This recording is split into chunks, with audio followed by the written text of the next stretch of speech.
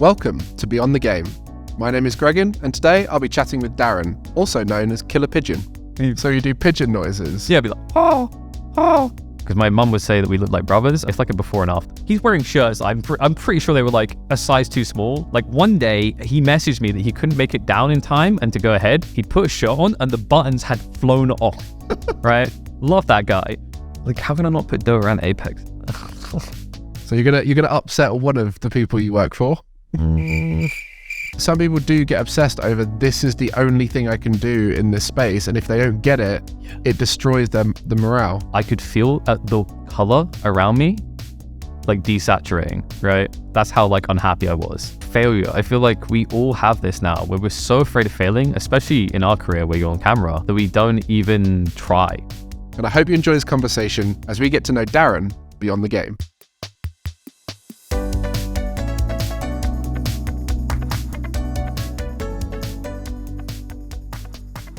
Let's go back to the start for you, Darren. Where did you begin with gaming? Begin with gaming? Yeah.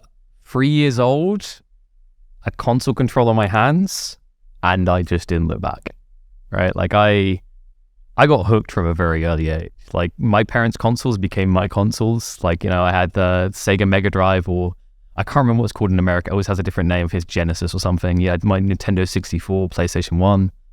Man. So long ago, actually, now that I think about it, I'm starting to feel old. Yeah, I mean, were you like 20, 29? I'm 29, so that's 26 years ago. Yeah, well, we've had a few Sega Mega Drives come through on the podcast, so oh yeah, you're not the first. Ian Chambers, you know Ian? Yeah, I know Ian. Yeah, so Ian brought up Sega Mega Drive, I believe, but you then sort of fast forward through those developing years, you sort of really into gaming. At what point did you start to feel like maybe this could be a career for you? Weirdly enough, very much more recently. Like I started in esports in 2018. I started live streaming 2 or 3 years before that. Kind of driven by desire to escape the world I'd been thrown into. Like I went to uni to be in game development. Like I have a degree in game design. So thought I'd be a game developer. Turns out getting into game development is really hard. Like, and it doesn't make sense why it's so hard, because a lot of the time you don't get to do the coolest things you want to. They earn a lot less than like generic software engineering jobs, but everyone wants to do it. It's like, couldn't really find work after I graduated uni, and ended up working for a blue chip software company doing SharePoint. If you have ever, I've heard the name. I've never used it though. It's pain. It's bad. It's just a glorified Microsoft website. Someone is going to watch this and go, actually, SharePoint. Yeah, it can do a lot of things, I agree. But like when you're developing for it, it's the money, man. It's the money. So I guess the start of your journey wasn't how you wanted it to go. So you're sort of, you're hoping to be a game developer, and you're doing what, let's just say, very normal software jobs. You know, you're doing jobs that you haven't got into, think I can't wait to work on this. You're just getting a paycheck. While this was going on, were you finding yourself doing stuff around, say, Dota at the same time? So the way it kind of panned out is like after a while not being able to get a job, I got into that graduate scheme. I worked SharePoint, and I realized very quickly how unhappy I was. So I started escaping into streaming. I used to stream each night, used to feel good. And what began as like a passion thing eventually became a necessity to escape. I think like a lot of people relate. Like they've got a thing. Maybe it's like you play a sport, or maybe you like reading books, or maybe you draw. Someone to get away from like what you see as your mundane life. And for me, over time, it kind of became an unhealthy obsession. Like it's kind of weird because we'll get to the esports side, but when I started in esports, it happened very quick. But in a way, I prepped myself with those streaming skills for 2+ years. And thinking back, it was unhealthy. Like I worked a 9 to 5. It took about 45 minutes to get to and from work. I'd come home, I'd eat, and I'd go stream for 6 to 8 hours. I was averaging like 3 hours maximum of sleep for a year and a half. Yeah. I do not recommend that to anyone. But like, it's gonna sound cliche, but the best way I can describe back in that time is I could feel the color around me like desaturating, right? That's how like unhappy I was. A lot of things were kind of like feeling like they were going to go wrong. Like, you know, a few years later after I got out of that, my partner and me realized we were on the verge of breaking up. and we've been together since 2008. So like half a life now at this point. But like I was going to lose that. My job was coming to an end in 2018. It was a 2-year contract. I knew I wasn't going to get renewed because I didn't tick their box, right? The average age in that office was double mine, and I didn't have a passion for it. I guess this is where we get to the esports part, right? Because like that fits in. Esports just appeared. So about a year before, when I played a lot of Overwatch, streamed a lot of Overwatch, I jokingly cast someone's game while I was waiting for them to finish while I was spectating. And they thought it was really good. And I was like, oh, whatever. And then randomly someone from like Dota, like want someone to cast from the UK, and they noticed me. It was an amateur cast. We done one, and I didn't think about it. Didn't think about it again for like months. Then you hit like December 2017, and some amateur tournament reaches out. It's not paying that great, but I don't know that. At the time, I was like, cool. I cast it, pretty much solo cast. Well, I do solo cast the whole thing. And then I get into the start of 2018, and there's a casting competition with Epicenter. Okay. So I'm like, okay, I guess we'll do this. Reception is really good, which Reddit and me haven't got long since, but like they helped at the start. They liked me at the start. That got me on the radar, and I remember being like, just, I don't know what we do next. Okay, cool. Because we were waiting to hear back if we make it. The way the tournament worked is like there's open phase for the open qualifiers, and then if they like you, they invite you for the closed qualifiers, and then only a few people will be invited to cast the LAN, which was in Moscow. It was going to be in May that year. Before we even get to that phase, closed qualifiers finish, and I randomly get reached out by a guy called Heyoka, who works over at DreamHack. Like he kind of really started it for me, because he's like, can you come cast DreamHack? The thing about that is people don't realize how simple it is, how you get these jobs, is people do just reach out and say, hey, do you want to do this? And the hardest bit is getting that foot in the door at the start, and you did that through a competition. Yeah, it's like, and well, if you think back before that, like it was ignited by a random person like saying you should try this, which I think a lot of people have that experience where someone's like, you know, I've heard of stories of people who start off as like a producer, and like they essentially got pushed on camera because like the host was maybe drunk or was ill or wasn't available, and it's like, kind of take to this. And that kind of how it began for me with casting, and it was very convenient because that software dev contract was running out in like April. So like I had no clue I literally had no clue. I knew I did not want to develop that type of software anymore, and I didn't know how I was going to get back into game development because I spent all those hours streaming. I hadn't been making my own projects on the side, which you have to do as game developers, right? They expect the passion. So esports just, I think I like kind of cringily said it in an article before, but it's so true for me. Esports saved me. It saved my relationship. It saved like what I was going to do. So then I also still had a roof. Like it all kind of came together. It's not really I was homeless on the streets saved me story, but like I don't know what would have happened otherwise. And I think like some people are probably going to hear that and be like, so you got lucky. Like I think the best way to kind of describe it is like there's a saying, it's like luck is when preparation and opportunity meet, right?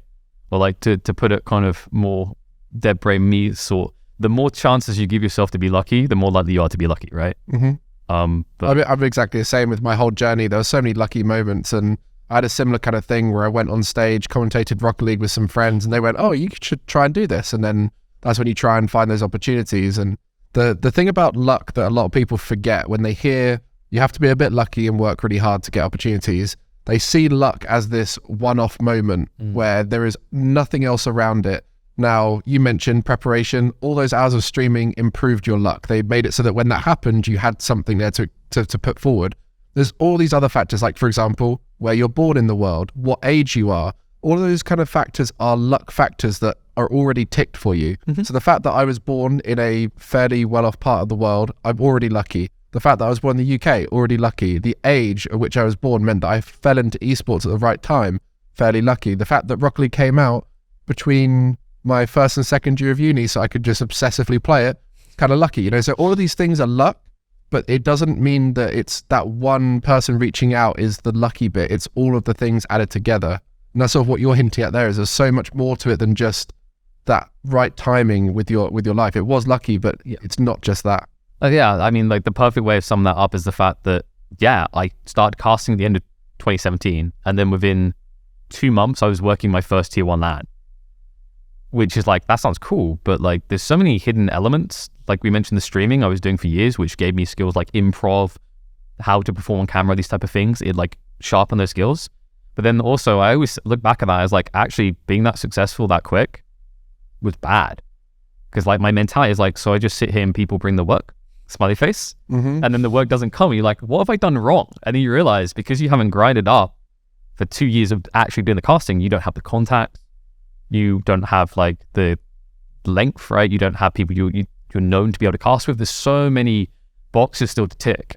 And yeah, I got lucky, but it's what you do with that luck, right? Like, and I guess the simplest metaphor to kind of place it on is like, you could buy a lottery ticket and you could win the lottery.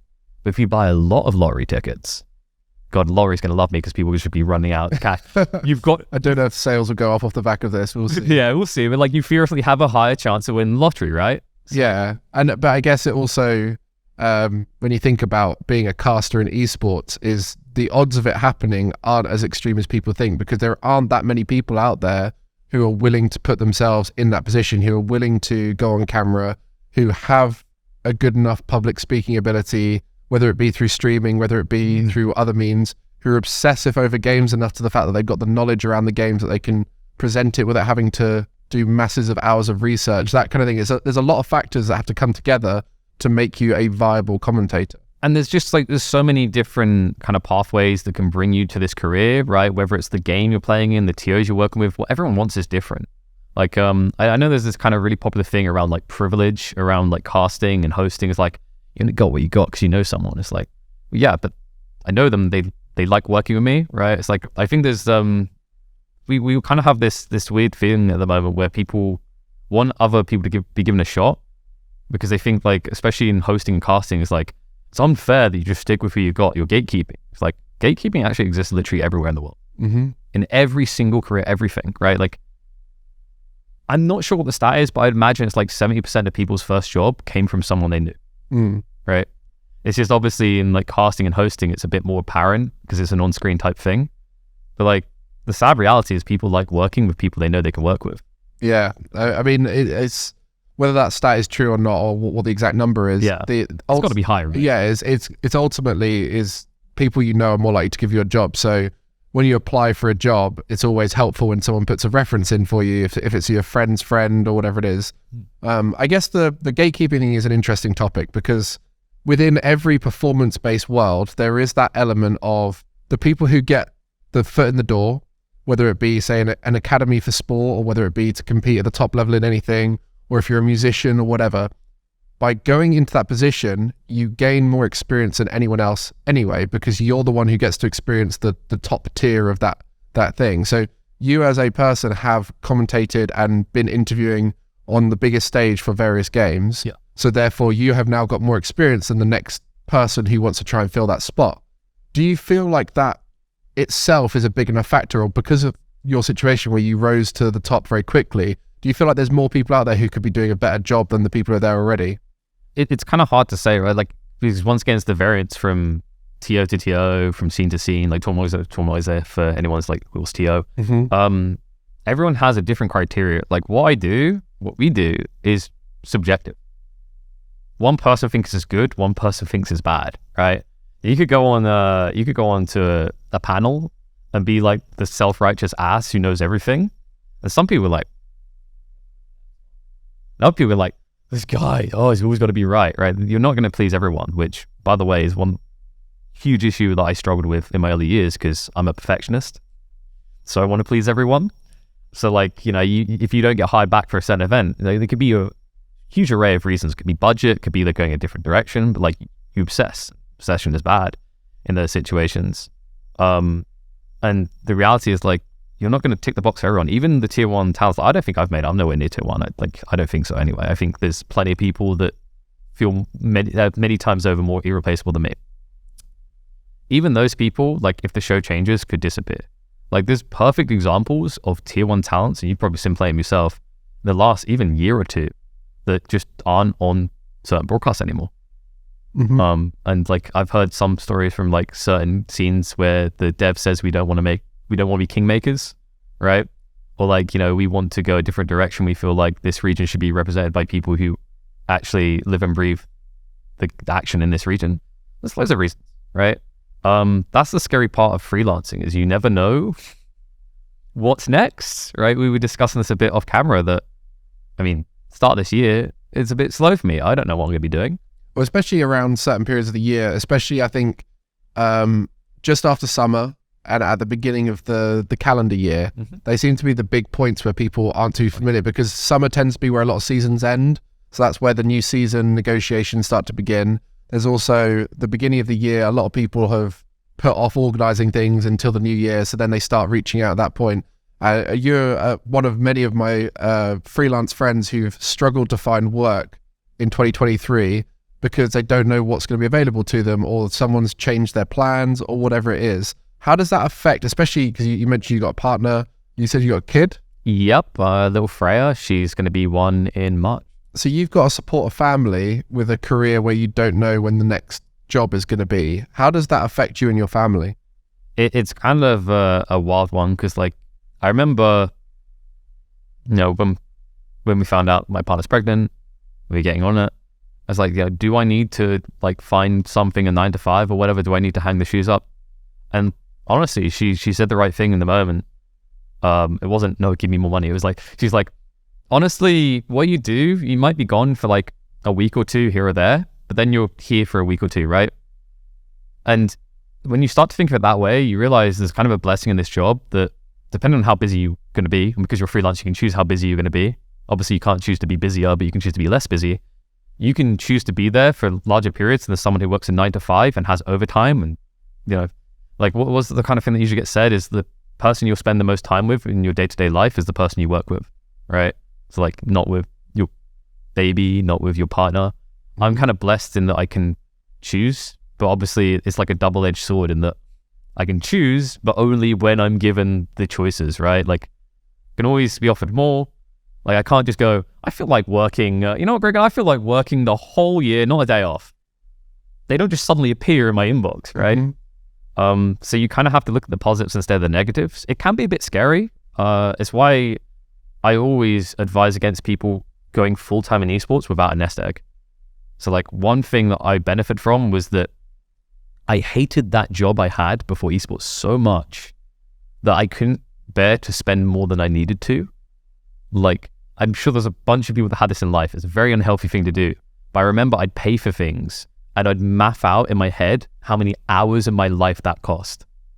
So it was like, look, I'm not going to spend this money as much as possible. So I had something to try and go full time with. There's a lot of people who hop in with no kind of safety, no nest egg. And then, you know, they might kind of have a meltdown on Twitter, or you can see it, you know, on their day to day. And I feel bad for them, but it's like, freelance it's not for everyone in that regard. Maybe that's kind of that privileged thing that I had that to begin with. But it's why I think you see a lot of people, you know, I feel like a lot of the people who make it to the front are either, they were there very early on with esports. So there's more when it was passion, not financially viable, where you kind of see a lot of people slide in from different avenues, right? Frankie's always an amazing one to think about because she began as a producer for BBC. Then she kind of like found herself in this role and she fit naturally. And I think a cool thing about having either a safety or having like someone to fall back on is that there's less pressure on you to feel whether you're doing something right or wrong when you get on the camera, right? Because like I mentioned, what we do is subjective. You could be dropped or hired for any reason. It could be that t-shirt, Gregan. Maybe that t-shirt, maybe like someone watching, maybe a TO comes across as like, he looks pretty sexy in that t-shirt. We're going to hire him. Yeah. No one might be like, I think he shows too much skin. We don't want him, right? Yeah. I mean, honestly, the decision-making process behind it, you know, I spoke to you before about how my experience with Rocket League has led me to not trust anything anymore. Yeah. I'm very lucky that I'm in a position where I can find other work. Like you mentioned, I felt safe because if I needed to, I could always go back to coaching, right? Mm-hmm. But it's not always that easy. And I've seen a lot of casters who get into the position where they don't know when the next gig is. They then try and find something a bit more stable. They try and find that, okay, I just need a job where I can trust every single week that I'm going to get this, especially around relationships, families. They start getting to that age where they can't travel around the world as much. There's lots of reasons for it.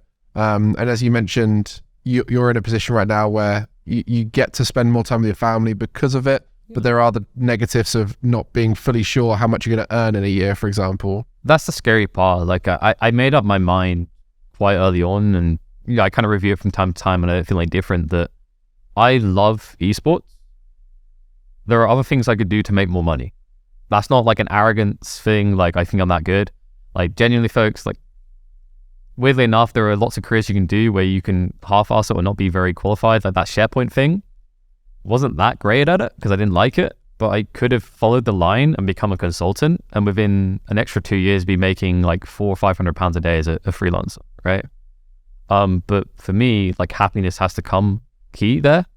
And I do love what I do. I very early on accepted the fact that when I'm 40, when I'm 50, I want to be that boomer on stage, hyping everyone up, right? Clearly losing my throat, like, I want to hear you scream, sort of thing, right? But I want to, because I think someone that drove me towards game development in the first place, and it took me a while to realize it. And I started to realize it was streaming, and I realized it when I got into the casting. I was like, I always described why I wanted to be a game developer is I want to immerse people in experiences. And the cool thing is, as a caster and as a host, you get to be part of something unique, something beautiful, an experience that one person can't create on their own. And if you're a commentator, you could narrate an amazing moment. And if you do a good job, you could help, escalate it into the history books. It's not on you alone, right? You need all these other components, but you're part of it. And I realized, like, my goal has always been to entertain, actually. And whether I'm goofing around in a segment, or I'm trying to provide the hype moment, or I'm trying to set the narrative for the teams as we get into a match, I get to do that with this career. We'll talk a little bit more about the events you have done in a little bit, but we'll take a moment now to ask you about your top 5 games. So we ask all of our guests, and so top 5 games of all time, and people like to use this segment to either talk about games that have influenced their life and their career, or games that they just really enjoyed the experience of. And so I'll be interested to hear from you what your top 5 games are. You don't have to order them. Okay, thank you. You can just chuck them out there. I hate that when everyone's like, order them. It's like, there's a point in your life where something was the goated, right? And there's a point where someone else. Yeah, it's always changing. Like, it's the same thing. I remember when I was growing up, I'd always say my favorite movie is the one I just watched, as long as it was a good movie. Sometimes they're not, but pretty much any good movie I just watched, I'd come off the back of it, obsess over it, and then about 3 weeks later forget about it.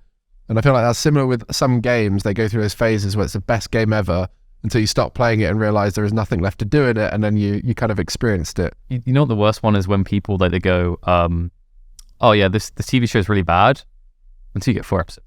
Yeah. It's like, so you want me to waste half a season? Yeah. So I've had that kind of thing with games, but like one game that I latched onto my heart from a young age. I actually still go back and play it occasionally. I think it is still to this day a top 10, maybe even top 5 strategy game, is Heroes of Might and Magic 3. You're going to have to explain what that is. So Heroes of Might and Magic 3 is a turn-based game where you like recruit creatures and you go into combat, and you move them across like a hexagon grid system and they attack each other. And you build up stacks, you have magic. It was also an RPG form as well, but that was like, Heroes of Might and Magic 3 I think was 1999. Oh wow. So I was 6 and I got into it with Heroes Chronicles, which was meant to be like a tutorial one to teach you about it, and I fell in love with it. And I think it's not just the gameplay, it was the world they created, because like this guy called John Van Canningham, who in more recent years was meant to be the guy who was going to revamp Command & Conquer, but that fell apart. He created like a mythological world with centaurs and dragons and elves and dwarves, like some of these familiar, the manticores and minotaurs, and he just slammed them all in and created factions within the world. It's just like, to me, it's still one of my favorite fantasy worlds, because it just combined so much. Like, it took up a big chunk of my childhood. Okay, so that's number 1. No, sorry, not position.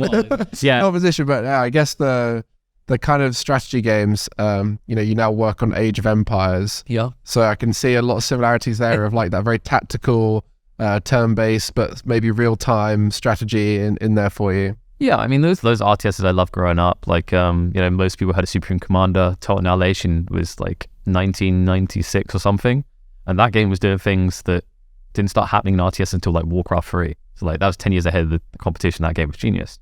Okay, so second game. No, I don't think I can put that on the list. I think there's like too many. So like I'm gonna slam some I definitely know one on there.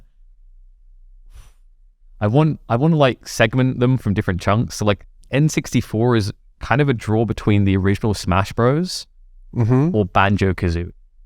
Oh wow! I might have to come back on that one to decide, because those games are creme de la creme. Like I think Banjo-Kazooie to this. Like I don't know if you played as a kid, but like I didn't play Banjo. I played Smash, and that, I mean, the original game is pretty close to Melee. It's like it's a little bit off from Melee, but like it was probably better mechanically than some of the more modern games. So it was a gem. It was a brilliant game. I mean, Smash as a whole is a brilliant game. So I mean, I'm not trying to convince you here. I mean, Banjo-Kazooie is still... Banjo-Kazooie is like, you need to play it, trust me. Like, even to this day, it's worth playing. There's a reason why everyone's been begging for it for years for a sequel. Like, they had the ukulele game that was basically that.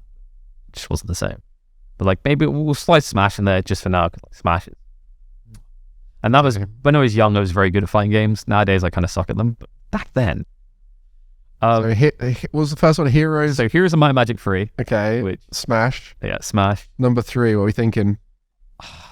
I feel like I got a bit either Call of Duty 4 or Modern Warfare 2 in there. So like... Okay. That was a big part of my childhood, you know? That's where your username came from, isn't it? Yeah. Oh, there you go. You even did your research. Yeah, so KillerPigeon, it's a great name for a content creator. Terrible name for on-screen talent. I'll never forget a certain host telling me, is like, why would you come up with such a stupid name? And like my response is like instant. It's like, so that when you have to throw it to me, you have to say that stupid name. But that came from, so I used to do 1v1s. And back in like Call of Duty 4, you didn't have like automatic systems to rank people. So you just got really bad matchups. I remember I had one really bad matchup where I decided to start doing a handicap to make it fairer. And it's like I'd make bird noises when I got close to them. So you do pigeon noises? Yeah, I'd be like, oh, right? And it's actually really scary when you're on the other side of it, because it kind of, the best way I can describe it is like, you know when you watch the Aliens movies and the heartbeat sensors go off? It's like that type of feeling for them, right? And I remember one time I finished a round by like jumping down from above a guy and killing him with a knife. He's like, that was horrifying. It's like I was being hunted by a killer pigeon. And there we go, and the name was formed. Thank you. Whoever you are, no royalties. I'm not paying anything. So when I first heard your name, I thought it was Killer Penguin. Oh no, dude, I've had that. And I'm sure you get that all the time. But yeah, Killer Pigeon makes a lot of sense. The worst one is when you're on a broadcast, and I've had this happen on a tier 1 broadcast, and the person spells pigeon with a D. Oh yeah, that's not a Twitter you're gonna follow. No. Well, so Killer Pigeon, you're gonna chuck a Call of Duty game in there, 4 or Modern Warfare 2. What are you thinking? 4 is where it began, but Modern Warfare 2, I still marvel into this day, because like Modern Warfare 2, I mean, I don't know if you know the history around what's happening there, but like Infinity Ward weren't really getting paid their bonuses.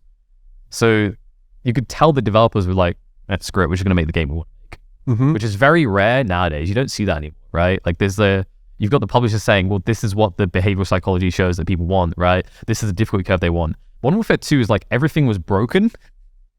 So kind of nothing broken, right? Like you could get 25 kills and end a game straight away, even if your team was losing. That's absurd. No one would do that nowadays. It's silly. So Modern Warfare 2, we'll put Modern Warfare 2. Like they're both like closely intertwined, I think, which is fair to say. But that was where like my true love for FPS began. It was around that. There was a game, we'll get into a sec, that came before it. But like PS3 was where that passion really started to invigorate.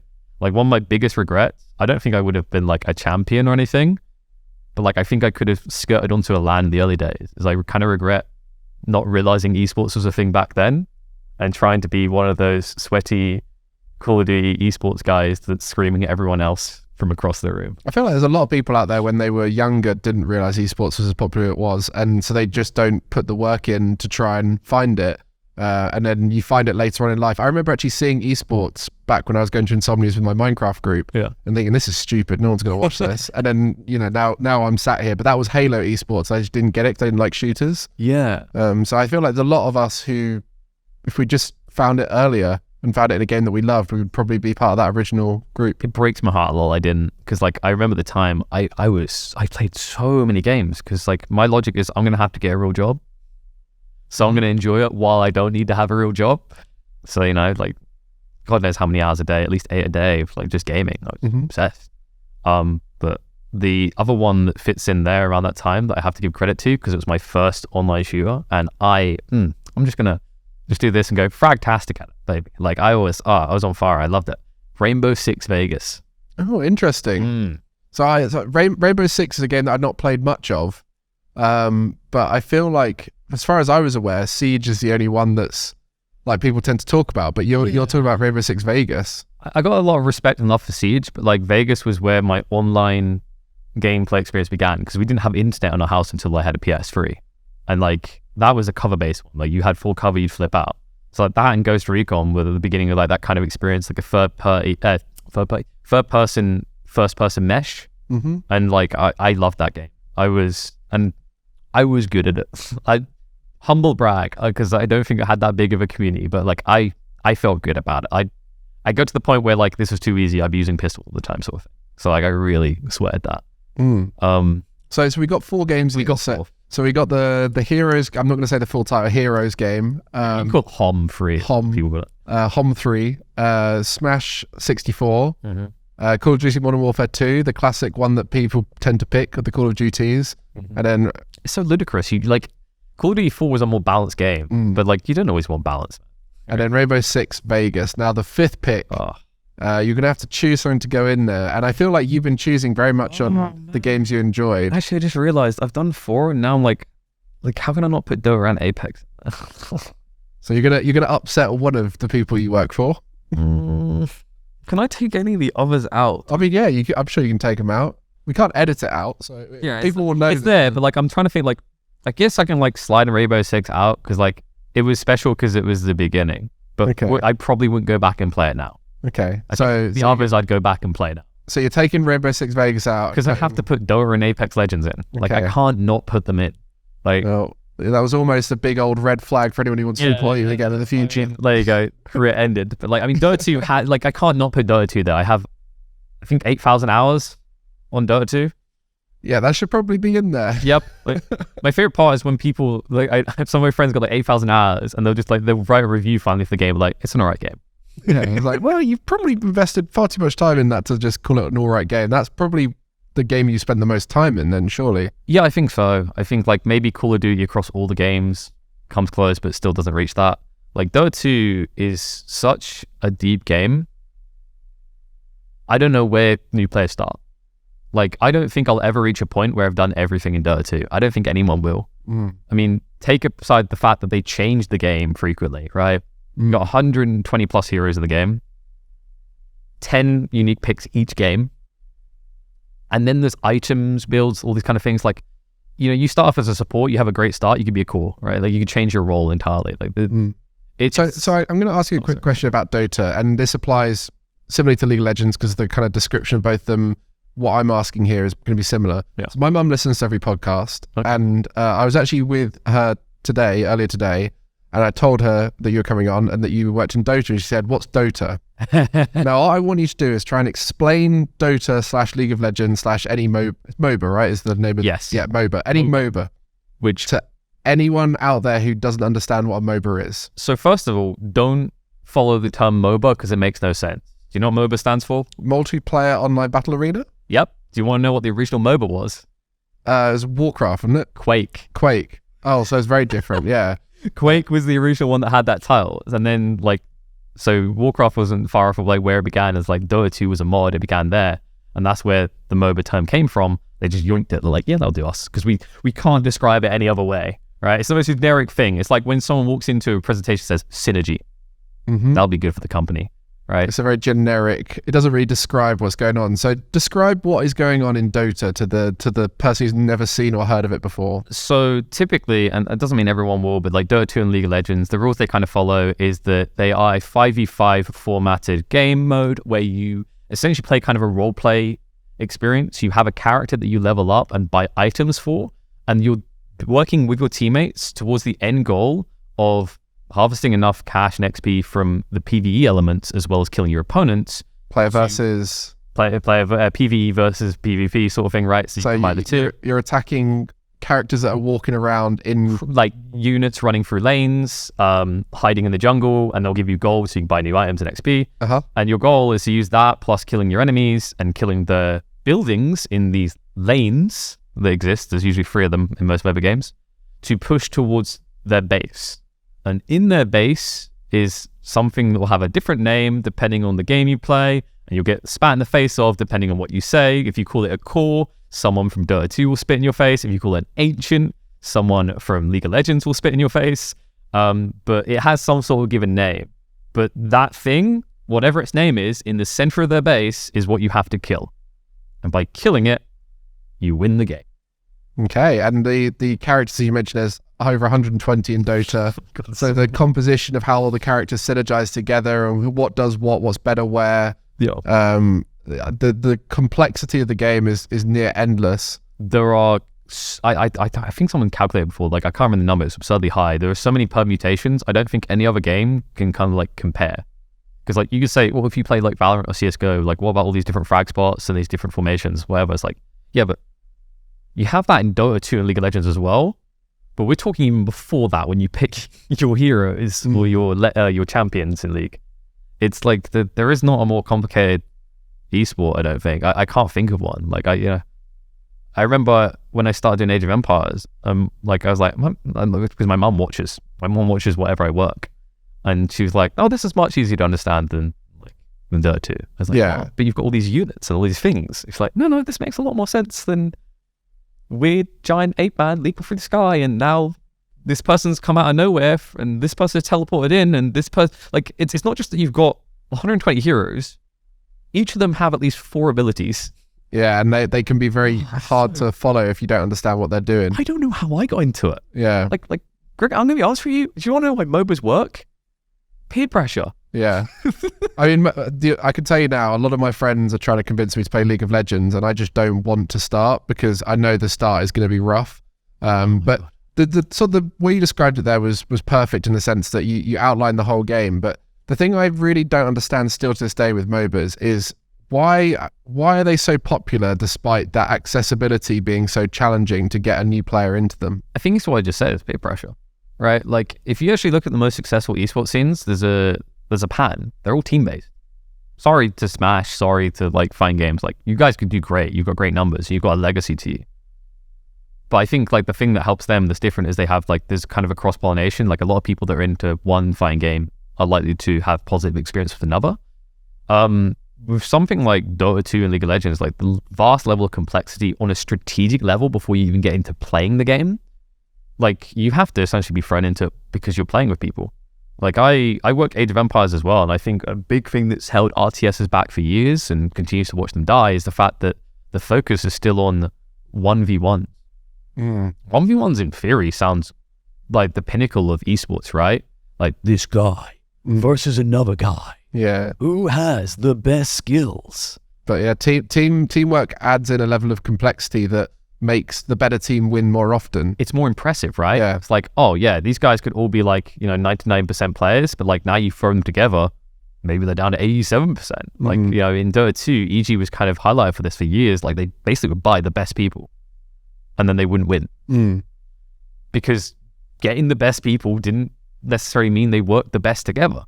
And I think with that kind of in mind for the casual side is, with RTSs, because there's always focus on 1v1s, you also have to sweat it, right? Like, I think one of the best things I heard said around Apex Legends is they were getting ready to announce a new season.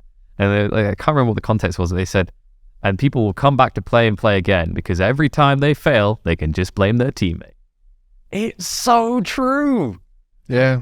Because when you fail as an individual, it hurts. It hurts because you're like, I am just not good at this. Whereas when you fail as a team, you can always just sort of deflect the blame. But then also you can bring yourself up by saying, I was helpful to my teammate who did really well and carried me. Yeah. By saying I supported them, that kind of thing. And you feel like, outside the vacuum of the 1v1, it's just, were you better than them, right? And like, if you're in a team environment, you might be better than one of the members. So you feel like you can still find a way of contributing and coming back. And I think that's the big thing is like comebacks, right? If you look at the best comebacks in like esports history, I feel like most of them are going to be a team game. Almost all of them, because you can't predict all the outcomes. It's like in a 1v1, like like I mentioned earlier, permutations. Though, like, don't get me wrong, something like Smash, there's loads of different moves you can make, but like, it's always possible. That's the thing, in 1v1s, it's always possible there's a comeback, so people are always ready for it. Whereas in a lot of games like Dota and League of Legends, people already know what's going to happen before it ends because it's just so unlikely for one team to be able to come back in that situation. So like in Dota 2, let's say a guy is like 10 levels ahead of you. It's like, but yeah, if all of you go together, maybe you take him down, right? If he's gluttonous on his own, maybe you take him out. And then you get loads of XP and gold. Maybe you're back in the game. And that appeals to casual people. Like we already highlighted, people don't want to admit they're bad. People just want to have a good time. Like I'm a perfectionist, so I'll sit there and try to figure out what I can do better. But 98% of people, at least, probably more, they just want to have fun, man. And, you know, if I do a 1v1 and I lose, it's on me. If I do a team game and I lose still, I knew. He cost us the game. I guess I had fun with that one moment. Yeah. Well, it's interesting. So I always describe MOBAs. I'm interested to what you think about this. In reference to sport, MOBA is like cricket in the sense that it takes a long time, that you can kind of tell who's winning before the end, but you can't confirm it until it finishes. The people who like cricket obsess over it and know every little detail, but people who don't know cricket barely understand it when they watch it. Yeah. And cricket is very popular in specific parts of the world, but in other parts of the world, it just barely exists. They just don't care about it. So like, I feel that there's a lot of similarities there between those two sports of the accessibility to a newer person, but then the whole thing of getting roped in. And then once you're in it and you understand the rules and you start like perfecting it, it's quite a complex sport that's quite deep. I kind of get where you come from, but I think like one issue I take with it is like cricket, I mean, I don't watch enough cricket, so maybe I'm wrong about this, but like you can eventually see who's going to win, like you said. Like, they can always, in theory, come back. Can they always, or is there like, because I can't remember if there's like maximum, like you have to reach a certain amount of points to win. Is that how, like, I don't. Yeah, a certain amount of runs, but you know, there's always a chance that someone just pops off. I can kind of see where you're coming from. I feel like it doesn't, I mean, maybe it's just like I don't find cricket hype, but it's like, I get the level of like the kind of deep complexity. I think, especially with Dota 2, a lot of people kind of think more like chess.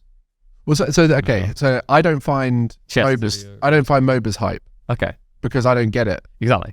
And when there's a hype moment in a MOBA, I just look at it and go, this is I don't get why that's impressive. In cricket, there's these little moments which are really impressive, but for the most part, it's just routine. You're just going through the motions, right? It's kind of interesting you say that, because like a lot of people don't watch Dota and then they tune in for the international, and like they don't know what's going on, but they can feel it, right? I think that comes back to how important commentators are, what our jobs are, and how important it is that we purvey the experiences correctly and the emotions. But like, I get where you come from. Like, it is a complicated game. One thing I think that really helped Dota 2 and League of Legends, despite this complexity, be observable, is a fixed perspective. And this is where certain other esports scenes have failed. Is like, when you change the viewing position so many times and there's no mutual ground between them, the viewers get lost. They don't know what's going on. But the cool thing about like Dota 2 and League of Legends is even if you like don't know it, you can kind of see who's winning, right? You can kind of get you won't know the specifics, but you can kind of see the direction it's going on. And then if like, I always use the example of Overwatch, where like Overwatch had this big issue when it first came out of the viewing experience where people would hop between different perspectives, like, and now I'm a monkey, and now I'm flying through the air, now I have an arrow, and now I'm screaming, you get whacked. What's going on, right? Yeah, like it's hard to follow. It's so hard to follow. And it's like, it seemed perplexing at first, like, why didn't this work? This seemed like a surefire solution. We had big audiences, like, because people get lost. Like, I'd never even thought about that. The way that MOBAs are observed is the simplest of all the games. So up top, not moving it, just staying there. To the point that like with Dota League, a lot of the time, if you try to do fancy things with the cameras, when there's action going on, people like, stop it. Just go back. You're doing things to my eyes I don't like. Yeah, because I mean, in Rocket League is a very simple concept, but even then, from new observers, that I've heard people say, "Oh, you're jumping around too much. I just want to watch." Oh yeah. And for the hardcores, they're happy to jump between perspectives because they're able to follow what's going on. But the moment you start going down the chain towards the casual viewers, it does become a bit tougher. So like with Dota 2, I mean, it's a more recent thing. They always use observers. A lot of the time in the early days, like when I done a lot of my casting, if it wasn't on a LAN, I had to do the observing as well. And I had to get used to going slower because I'm just like, I mean, I might as well be like junked up on caffeine because I'm like DPI through the roof. Like when I used to play high-level Overwatch. It was like over 4,000 DPI, which is absurdly high. I don't know how I hit anything. I was a Hanzo main. It made no sense. But like it worked, right? So like Dota is like really fast. And if you ever watch like a Dota play, you'll see it as well. Like they're doing all this crazy stuff. Like they'll use pan, they're not pan, they'll use edge pan where it's like you hit the edge of the screen to move. Mm-hmm. Imagine watching that as it'd constantly be jittering all over the place. But I guess one thing we're talking about, the international, you mentioned it, how it's a big event people tune in for. You're working at the most recent international, the group stages, right? Yep. And this is the pinnacle of Dota, to be a part of that event, whether as a team, whether as a commentator, whatever part of it. That is the peak of the year, and the big draw for what a lot of people tune in is that prize money. Mm-hmm. And I had a little look online. I saw that this event, the prize money was actually a little bit lower than the previous events, but in general, the system is $1.6 million put in by Dota, and then the rest is crowdfunded through an in-game item or in-game items purchases, 25%. Yeah, 25% of purchases related to the Battle Pass. Mm-hmm. Because Battle Passes are the way, baby. Everyone wants the big level. So that Battle Pass contributes towards this crazy prize pool, and that's what a lot of people talk about with Dota. You know, it's the first thing anyone says about it. Oh, that's the game with the big prize pool. So you're looking back at the previous events, you've got over $40 million was in the last 2021 was 40 million. The one before that. Spirit one was like 40 million total prize pool. The winning team took home 16 million split between 5. Which is an outrageous amount of money. And often Dota gets brought up in other esports and they go, why can't we have more prize money like Dota, right? Now, I'm interested to hear from you as a member of the Dota community. What are the positives and negatives of that prize pool being so high? I mean, the spectacle, right? Like it's the biggest esports event, right? That's cool. That's always a cool thing. But there are so many trade-offs that like don't get highlighted. Like the tier 2, tier 3 scene is just in shambles. Even their attempts to make like regional leagues, it just doesn't work very well. I think regional leagues I mean, maybe I'm biased because I didn't get to work regional league, but I still maintain from the moment they introduced them, they were a mistake because they've gone through multiple iterations with the DPC, the Dota Pro circuit. But like a few seasons back, it's weird because I've been working loads of Dota. They changed to a regional system and I didn't have any work. I wallowed for half a year and then I got off my ass, worked for other games. Here I am again. But like the weird part is like they've done a system where I think teams were playing like once a week. That's it. One best of 3 a week. They hated it. And there was no room for third-party tournaments. And to be honest, even though there was room for third-party tournaments, do you know how painful it is to be a third-party tournament and get like rejected by one of the tier 1 teams, even though you're offering them over $500,000? Because it doesn't contribute to my progress to TI. Right? So like TI may seem cool, but then when you realize the sacrifices that are being made, tier 2, tier 3 teams that can't get by, you know, to the point that you get the meme for things like 322, which was a guy who went on to be one of the best CIS captains who gambled, like he bet against his team for $322 because he couldn't make ends meet, right? He was very lucky that he didn't get permaban. Most people who do that stuff is a permaban. But like there's plenty of stories like that where people can't make ends meet, and that's not me justifying people going and, you know, rigging matches. Don't do that. But like it shows you this weird kind of lack of sustenance beyond the top, right? It's kind of that classic kind of example of society where there's the 0.00001% monopoly men, right? Smoking cigars and drinking wonderful champagne. And then all the people working down in the factory shoveling coal who just don't have anything. That's kind of Dota, right? And the problem is the system that seems so glorious because we have probably the most prestigious World Champs event in the world, at least from a prize pool perspective. Some people argue it's League, but you know, in certain ways it's Dota. Falls flat when you realize that it's been put on such a high pedestal that it is the only thing, absolutely only thing that players care about to an unhealthy degree, Gregan. Like we're talking like not just that they don't care if it's not an event that gives them points to get to qualify for TI, to the point like I've desperately pled with so many players, like create content, which is so important right now because obviously the esports bubble is kind of popping a little, right? Everywhere is popping a little as people realize the finances don't really add up here. And it's like if you look at the future esports, it's going to be in teams that actually have content creators. And I think Dota is in for a rude awakening there because like Daddy Valve doesn't have to care whether it succeeds or not. It's a passion project for them. Like, do you know how much money Valve makes a year off of non-Dota things? They run Steam. Yeah. Right? Like, so, this year they pocketed probably over $120 million well over $120 million from the Battle Pass. But that number, as a percentage next to what they get through Steam sales, is nothing. It doesn't even register on a graph. So they're not going to necessarily be like inclined to care too much whether it succeeds or not. But they are going to keep turning up their check. Like, one of the best ways I ever heard it described is like Valve just wants to go away for a year and turn up once to collect a paycheck and leave again. And that's what TI is. And I'll bluntly say, like, this year was the most barbaric stripping of the esport scene I've seen, because you mentioned that the prize pool was lower, and the reason the prize pool was lower is because they started the battle pass closer to TI and then ran it afterwards. I see. But the prize pool contributions locked when the grand finals hit. And so then the rest of that battle pass will just go straight to them, and it won't go towards the next season? No, it won't go. Why is it not? Like, people were actually asking before, when 25% was going to TI, why don't we spread this out, right? Why aren't the majors like $2 or $3 million each? Never happened. Because that's the thing that always blew my mind, because in my head, I thought that the prize money would be split across the year more, but it is a literal addition only to the final event of the year. And they also keep, I'm not exaggerating when I say like Valve just turns up to get a paycheck. Like, they've created a great game, and sure, they update it. Like, I appreciate a lot of the things Valve do, but like, from an esports perspective, the people that are actually carrying the esports scene they're not Valve.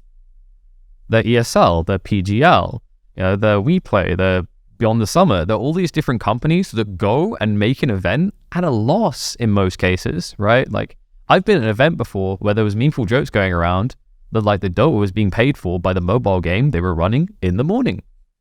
And that was a joke, but it wasn't a joke, right? They were for real, honestly telling the truth, because like Valve, their contribution is, I think it's half the prize pool. Imagine you run a stadium event. Like, imagine, you're ESL and you're doing like, ESL Cologne or whatever. That event's going to cost a few million to run. So you have to find a way of making that money back. And that's not easy, especially with like the way that Valve's been selective over the years. So like, for example, when they moved to this DPC regional format and you had the majors weren't allowed to have title sponsors, if I recall correctly. So like, you had the DreamHack major, I think they just call it like the Stockholm major or something. No, sorry, it was somewhere, they've done it somewhere else. Sorry, that's the wrong place. Stockholm major was ESL, but traditionally DreamHack was always Corsair's DreamHack. Yeah. But they couldn't have it. Interesting. So imagine how much money you lose from your sponsor because you can't guarantee them a title sponsor anymore, right? Like, imagine how much less money ESL would get out of Intel if they couldn't like have IEM, if it wasn't Intel Extreme Major, right? Like, yeah. This whole thing, because every esport has its own problems. Definitely. Every game will tell you how their esport is terribly run, how their esport has got this problem, that problem. We don't have enough prize money. Our production is this, whatever it is. And when everyone looks at their game, they will always compare the prize pool to Dota, which is an unhealthy. It's the same thing everyone does with everything. They go, oh, she's really pretty. Oh, he's really successful. Oh, he's really in shape. Whatever it is, people will compare. They don't see all the things underneath that have to happen for that to be a reality. Exactly. Right? I mean, it's the classic thing when people compare. They always compare to the best bit of something else. They don't look at the full picture. And I know that's a common problem in society in general. It's one of the human race's weakest things. They always ignore the full picture and they just look at the thing they want to see. Yeah. So you bringing attention to all the other stuff around Dota, I think will be really helpful for people listening who aren't in the Dota scene, who do look at it as this gold standard of esports around the prize pool. Like, there's no perfect solution found. Like, there's so many issues to consider here. Like, so Valve, I call Valve's esports systems, I call them the Wild Wild West. It's what it is. Anything could happen tomorrow in these scenes, right? Like, in Dota 2, anyone can run a tournament. It's not hard to get permission from Valve, as long as you don't like clash with someone important. But whatever. CSGO is like, I mean, it's kind of weird because like CSGO, the way I've heard CSGO describe Dota is like Dota is the pampered child that the daddy Valve have paid attention to. But like, and then CSGO is the self-made child. And I respect CSGO for what they've done. Like, CSGO is, are they the biggest at this point? Like, esports scene in terms of viewership? They're definitely the biggest shooter. Yeah. Where Valorant's trying to come in now. But yeah, like CSGO, I think the crazy thing about Valve is they consistently get called out for their lack of support, but then they don't respond until they're called out. Yeah, but that's always their way. And they're always the one where, like you mentioned earlier, they have Steam. So they've always been the people who should be able to afford to splash money at esports. But I guess you could sort of roll back and look at other esports that have struggled and go, maybe Valve are onto something because they're not dedicate as much money to the esport, where potentially they need the esport to run itself a bit more. So there are like some elements that are good. Like the route to profitability is still the problem. Like Dota 2 events, in my opinion, are still treated like, if you're on a big LAN, it's just a portfolio builder. Like the way TOs like function, you want to reach white label because white label make the moolah, right? Running your own events rarely makes money in the current ecosystem. There's not enough viewers. The sponsorship deals aren't necessarily big enough to cover a stadium event. So your end goal is to try and find a way of making money through going and working mobile games, right? Like running their production or whatever. Kind of like Esports Engine are brilliant for this. Like they run CDL, ALGS, Halo, but like they're hired by these software companies to do that, right? So they don't have, they just go in, they give a rate, they get paid, you make a profit. I mean, Rocket League, we have DreamHack and ESL running it behind the scenes, and it's that same kind of thing of the white label approach is the safer option in the future. Well, especially if you're a TO, because like otherwise, you don't have any control over your destiny. Like a lot of people always try to compare esports to traditional sports without thinking about a bunch of different things. So if I'm not mistaken, basketball, NFL, right, the American football, these type of things, the teams buy an ownership stake, right? So they own part of the league, if I'm not mistaken. So that when these big sponsor deals come through and they make money as well. A lot of esports scenes don't function like this. Teams, like outside the franchising that certain different ecosystems have, teams just kind of have to find ways of making money through content creation and sponsorships. Most don't want to take Prizepool money away from their teams because like we aren't scaled to a point where you can be like football and offer your Wayne Rooney like $100,000 a week or whatever, and he doesn't need a prize pool from winning an event. Like you still need that. So like there's a lot of flaws in that system. And I think, something that the Valve does right with theirs, you have to give credit for, is like they don't force an esports to appear. It's by popular demand. Like people work their ass off to make the international, the first one, actually happen. It was hard to convince Valve to do that. And then on the CSGO side, like I was saying earlier, like CSGO is the self-made child. Like a lot of people would argue, like people have said to me in the past that Valve was trying to kill CS really badly. And that's kind of why CSGO came around, because CS was doing really well and they wanted to move on, but people didn't want to move on originally. So like they had to fight tooth and nail to create what they created. So respectful, but like being the pampered princess, at least that's the way it's seen with like, Dota 2 was treated, right? Isn't good either. Because the moment that disappears, we have no clue how to function.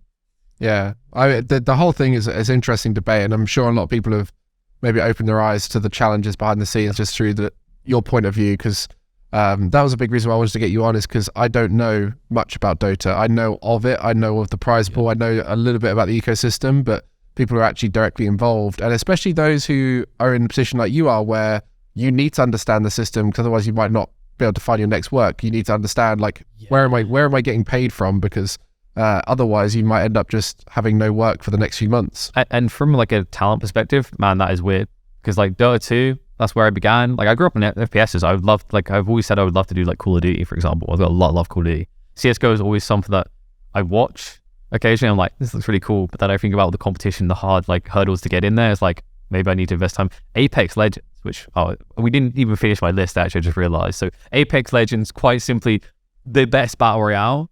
Like that game came out and I said there's not going to be another battle royale that beats this in terms of esports viability, and the game itself feels amazing. Like I love Apex. And it's still growing, right? More people playing it now than ever before. It came out, it slumped, and then it's been growing since, and it's actually remarkable to see. Like what they've created with Apex Legends is truly special. Even down to the genius of managing to patent the match point system they use to decide who wins. By the way, their match point system, another reason why they're the best esports, is not just the way that the game plays out, it's the fact that with that match point system, any team can still win. Have you ever watched a PUBG event? I don't want to like shame PUBG, but like all of the battle royals have this problem where like halfway through, you can see mathematically a team cannot win. Like I remember then they're not going to be playing correctly in the next game because they don't care anymore. I remember this DreamHack event, I think last year, where this kid dropped on this other guy who could still potentially win it and griefed him. He killed him on landing. And then he got in a physical altercation over it because his play, like, he's like, it makes no sense, man. He shouldn't be doing that. Like, he was, I'm not going to say throwing fists because this was like 17-year-olds essentially going, all right? Or, you know, at least the, like, acting as if you're going to punch, they wouldn't. But like, they were starting a fight. But like, with the match point system, that person dropping there still makes sense because they could still win, right? It's like, EA does something great with that.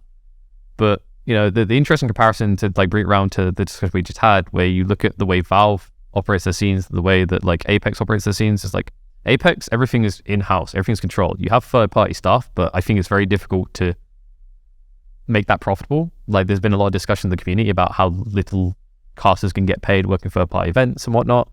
And other ones where, like, everything's controlled in-house from a talent perspective. Like, working in Dota 2 was weird to transition because I think I call Dota 2 a fringe esport. Doesn't mean it's small, it's quite big. But like, if you work Call of Duty, you know, Call of Duty and Valorant are very different games. But from like a TO perspective, he does FPS. Transferable skills, right? Dota 2 is like, huh? Yeah, I guess people would think League of Legends, but then again, like, it's all they're like arch nemesis. You can't hire that person unless you're like, you know, Machine or Frankie who've worked both. It's very rare though. Yeah, so yeah, you're right. The FPS community are definitely the luckiest where they can just jump around a little bit more. It's nice. And the interesting part is, like, within those ecosystems, there's all these different politics to the side of being talent that isn't really clear to people. So like in Dota 2, because it's a free market, ESL can run an event, then PGL can run an event, and Replay could run an event, and then maybe ESL likes me, but then maybe PGL doesn't like me. And like, you know, you still have options. And it's like, it's a weird teeter-totter because it's like you're being teased along. Like, I might still have something because these guys might come back in, but I might not. And then the brutal other side of the spectrum is like, you know, if you're not working LGS, probably aren't just doing Apex Legends or with Riot, right? Because they decide who works on Valorant or League of Legends. Like, if you're in, you're in. Similar to you with Rocket League, right? Like, you know, if you're in, you're in. Yeah, it's run by Rocket League. Yeah. No, I hadn't thought about that. I mean, I've heard about that with CSGO. The similar kind of thing there is it's a lot of the time it's based off of who's running the event as to who gets on it.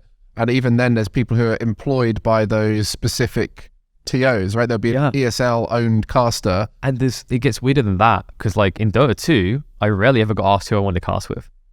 There are examples in Dota 2 of like, chef's kiss, these guys belong together. And it would take multiple events for the TO to realize that. I've heard stories where the talent had to plead to be put together with their regular caster. And then the TO was like, oh, these guys are actually good together. Because they're just hiring people, right? I think CSGO has a bit more of the partnership where, like, you hire one person, you hire the other, like, hire Anges. Exactly.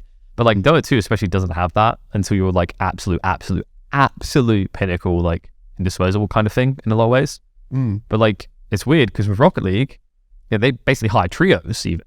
Yeah. I mean, it's an interesting position to be in for, especially with you coming in later. You start to come in and you got to nestle your way in and find a duo. You got to find a place to be and find where you fit into that ecosystem of casters. And until you're tier 1, like, you don't get to choose either, right? Like in Dota 2, my go-to guy I always recommended, I had to fight tooth and nail to get one of the events that we usually got to work on. It was like a guy called Lizard. Lizards. I mean, honestly, I used to be a lot chubbier. So you used to say, like, because my mum would say that we look like brothers. I was like, it's like a before and after because he's buffed up to the point, like, he's wearing shirts. I'm pretty sure they were like a size too small. Like, one day he messaged me that he couldn't make it down in time and to go ahead and explain what happened later. He put a shirt on and the buttons had flown off, right? Love that guy. But they call him Bosnian brother. But like, I love working with him. We work so well together. It was always fun. Like, I love that. When you cast, it's always fun. Nothing feels serious. But we couldn't get to work together. He's done well for himself. He's an analyst at pretty much anything now. He does great. But like, we couldn't make it happen. And I think, like, the bigger lesson here to anyone who wants to get, like, not even just casting, just anything in esports, and you've experienced this too. Most people they'll realize it. And I felt it was a bit cliche when I used to say it because I used to, like, help at a job center for young people. It's like, you're seeing your career like this. So wavy, like, you never know where you're going to end up. And I had to embrace that because, like, when Dota 2 started to, like, not hire me for the regional leagues, I wallowed for a long time. And I realized the metaphor I was used, because I think it's so perfect, is like, you know, when you watch those high school movies and there's the really pretty girl, and then there's the best friend who secretly loves her, but she never realizes. I felt like that, right? Because I was like, will Dota love me today? And then like it doesn't happen. And then you realize, why am I shackling myself to this one thing? So some people will go behind the scenes. In fact, most casters, your end goal is, or casters, hosts, whatever you are, your end goal is not to stay that. Your end goal is to actually use that experience to make networking contacts to then get a job as a producer or a sales manager or whatever it is behind the scene. I've already said I'm an idiot. I want to keep doing this until I die, right? Yeah. But like most people, that's the end goal. And the interesting thing is that, you know, if you want to just stay what I'm doing, like you have to deviate. So like Age of Empires 4, I worked hard at that, and I'd say I'm like, I don't know if I'm irreplaceable, but like I think it's like top 2, top 3, right? Like I feel like I'm going to be on most events. And this is where you've seen another option rather than the pretty girl, and you're thinking, oh, maybe I can meet someone else. I think that analogy, actually, I appreciate that analogy because I hadn't thought about it in that way. But that's exactly how I felt with Rocket League. When I lost that job, you love it so much, right? I couldn't see myself doing anything else. But then suddenly another opportunity comes up. Some people are like, maybe you should try this game, maybe you should do this. Exactly. And I think some people do get obsessed over, this is the only thing I can do in this space. And if they don't get it, it destroys the morale. So like, that doesn't mean, oh, KP will just do anything whether he loves it or not. I've still got to love what I'm doing, right? I'm not going to chase after something. Like, I'm not going to go do a game that I have no interest in. I might explore like, you know, when I came in and worked that Rocket League event with you guys, I was like, I never really looked at Rocket League, but this is legit. This is hype. Like, I still say if they need an interviewer or host, I'd love to be involved, because I think you've got a really special scene there, one that has taken a long time to grow to where it's at, but it's impressive what it's done. But like, you know, I wouldn't have realized that before if I wasn't willing to explore. So when I got contacted and they're like, we need a sideline reporter for Rocket League, I was like, get me in. Funny part of that event, like once again, that flexibility, which comes back to the luck discussion we had earlier, is like, is creating your own luck in a way, is that when I stayed after you guys left for Dota 2, I was meant to be the desk host, and they wanted to switch. They wanted to swap the roles for the stage host. I'd never done stage hosting. Now I could have been a bit pussyfooted about it and be like, no, I don't want to do that outside my comfort zone, bro. No, I was like, let's do it. Because I might like it, I might love it. You know what? I done it, I loved it. Right? You know, it's like Apex Legends is an example where I love to cast, but like now, like, you know, when I done LGS, I done analyst on desk, and I never really done the analysis pieces. I felt like I done a good job there. I done interviewing, you know, I'd done a little bit of interviewing before, but like I started as a caster, right? But now I'm transitioning to hosts. And it's that whole thing again, like this is the career path. You never know where you end up, whether it's the game, the role, whatever. But the worst thing you can do is say no, right? It doesn't mean just lie. But like, you know, if someone asked me if we can do something, I was like, I think we can do that. And I'll go do my research. Give it a try. Exactly. Yeah, do your research, find out what you need to do, and then ultimately you have to fail a load of times before you find out the exact route you're going to take. That's the scary part for people. Failure. I feel like we all have this now, where we're so afraid of failing, especially in our career where you're on camera, that we don't even try. And it's the worst thing you can do, right? It's like I was saying earlier, I'm a perfectionist. I had to detach that. I think the biggest evolution in my mindset was to stop comparing myself to other people and start comparing myself to yesterday's me. Because then you move forward. That doesn't mean I don't pay attention to what you're doing smoothly on the analyst desk, right? Or I don't pay attention to the hype caster that's number one in the scene. I'll steal stuff from them, which someone I learned in game development, like, the smartest thing a lecturer said to me is like, steal, don't copy. Make it your own. And I still approach that when I'm like trying to improve whatever I'm doing on camera. But like, within that, there's going to be experimentation. There's going to be things you do right or wrong. If you come into this type of career or any career thinking you'll do everything right and being paralyzed by the fear of doing something wrong, you're never going to get anywhere. Yeah. Well, I mean, this whole podcast was delayed for a long time because of my fear of getting it wrong. But, you know, it did ultimately come to fruition. But it started off, the first few, I was so terrified of it going horrifically wrong. And it did go wrong. Like the first one, there's loads of tech issues. Like even right now, I'm worried that these new mics that we've got aren't working properly. Hopefully, this has been a nice audio upgrade for everyone. Fingers crossed. Yeah, there's always been that fear of failure, and it actually comes from quite a a logical inbuilt system in the human mind around low self-esteem. It's a healthy element of our human mind to make sure that we don't put ourselves out there too much in an egotistical way that we then get bullied out of this position, and also that need to try and get better.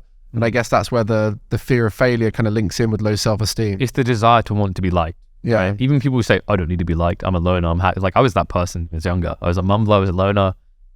I would still like to be liked. I think everyone would, right? And I think like one thing that kind of helps is thinking yourself as having a niche.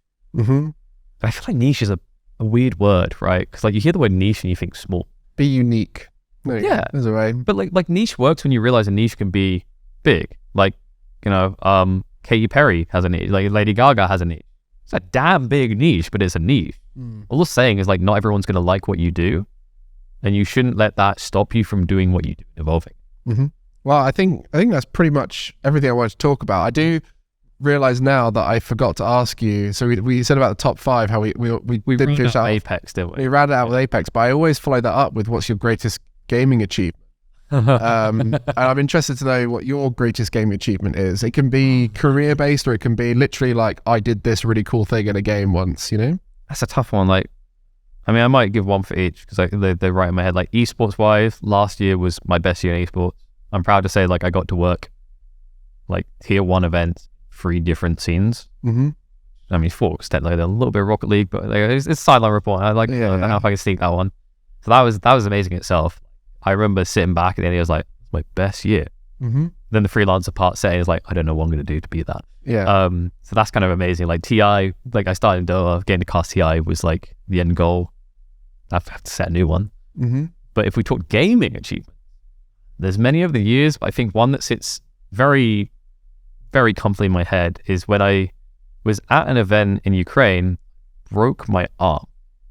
Okay. And this is going to take an interesting swing. So I broke my arm, full cast. It's my right arm, man. That's my aiming arm. Couldn't play games. Really wanted to play Apex Legends. So what I do, I bumped up a stream. I typed in the title, playing Apex Legends with my feet. Okay.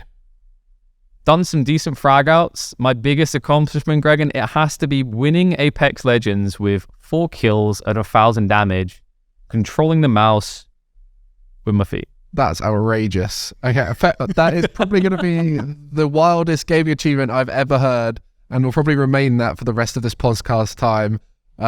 Thank you very much for everything you've brought up here. It's really nice to hear about different scenes and find out about the challenges other people face in their career. I'm sure there's lots of bits of advice that you brought up here. And ultimately, you're still quite early on in your journey as a caster. You know, last year was an amazing year for you, but who knows what this year and future years will be like. So hopefully we'll see more KillerPigeon on camera doing various different games. Apex, I'm sure we'll see you back there. Dota, hopefully back there too. And what other weird and wonderful game like Age of Empire you get involved in too? You never know what's next, right? That's the beauty of esports. Like football has been around all these years. Its rules will never change. The rules of games will change all the time, and new ones will keep appearing. So we'll see what happens next. But we close out the podcast with the same question every time. What does gaming mean to you? It's like cheesy, but the world, right? Like gaming is an escape. It's a gateway to a different world. You can be whatever you want, be whoever you want. You can experience things you never would in your normal life, and that is beautiful. That saves us. Some cases, literally, maybe there's someone who thinks the world is not going to be better and they give up. Or maybe it's just you have a long day at work and you need someone to relax in. But I think for so many people, gaming is exactly that. It saves you. Or maybe it saves your relationship as well, in your case. Thank you very much. Thank you. My foot has gone numb and I very much need to stand up and stamp it out.